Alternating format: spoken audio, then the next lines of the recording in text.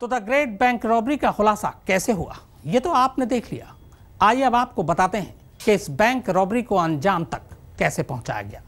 फिल्मों से आइडिया लिया और धंधे में नुकसान से लालच। इसके बाद 5 लुटेरों की एक टीम बनी। हर एक के हिस्से में अलग अलग काम आया। फिर ठीक 1.5 महीने पहले ऑपरेशन शुरू होता है। और हाँ, आपको बता दूं कि यह परफेक्ट सुरंग किसी एक्सपर्ट ने नहीं खोदी थी, बल्कि सुरंग खोदने वाला हरियाणा के गांव का एक मामूली बढ़ई था।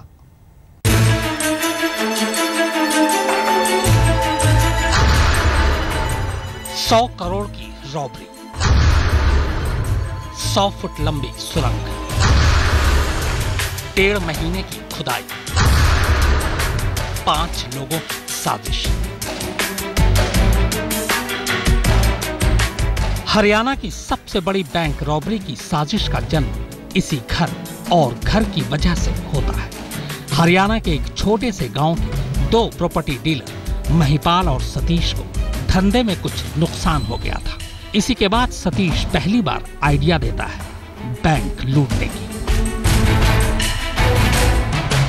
दरअसल महिपाल का यह घर पंजाब नेशनल बैंक के बिल्कुल पास था, पर घर 4 साल से बंद पड़ा था। धंधे में नुकसान होने के बाद सतीश महिपाल को कहता है कि अगर किसी तरह हम बैंक में घुस जाएं तो बैंक लूट सकते हैं। इसी के बाद महिपाल के घर से बैंक तक सुरंग खोदने की साजिश रची जाती है।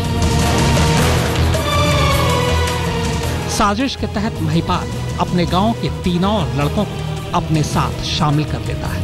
इनमें एक मेडिकल कॉलेज में लैब अटेंडेंट था, दूसरा गांव का बढ़ई और तीसरा बेरोजगार।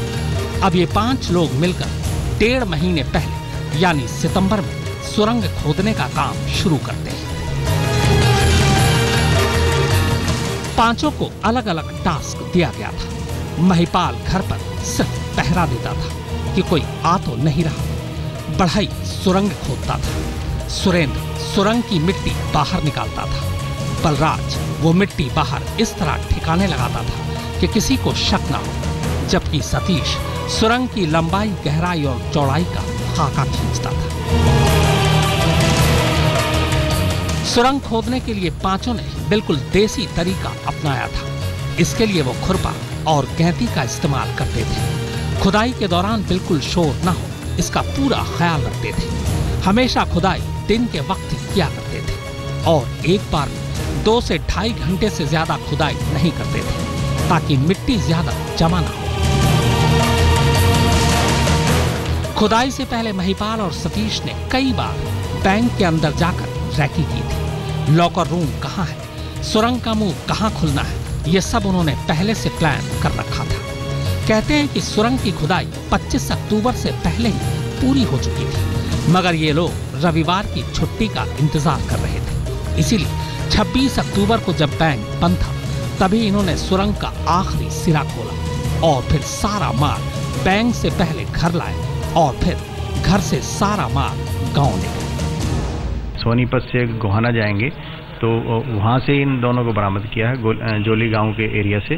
और कटवाल गांव में एक ईंटों का ब्रिक्स का भट्ठा है, जिसमें से बलराज ने जो अपने ये ऑर्नामेंट्स चांदी सोना के जो छुपा रखे थे एक कट्टानुमा चीज में, वहां से इसको रिकवरी की हमने। पुलिस सूत्रों के मुताबिक इस बैंक रॉबरी की जिस तरीके से मीडिया में खबरें आई, उसी के बाद खुद लुटेरों में से किसी ने गांव में बड़बोलेपन में शायद अपना राज उगल दिया और इस तरह फोन की शक्ल में पुलिस तक उनका सच पहुंच गया।